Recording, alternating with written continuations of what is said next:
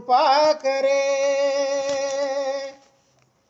कोटि कर्म कटत पल क्षण में, कोटि कर्म कटत पल क्षण में, जो गुरु कृपा करे। शांति सागर जी कृपा करे।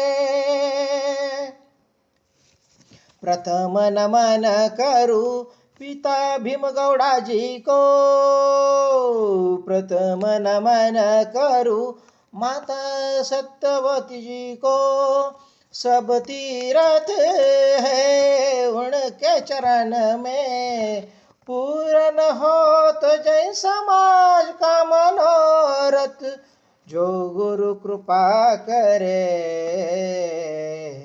आचार्य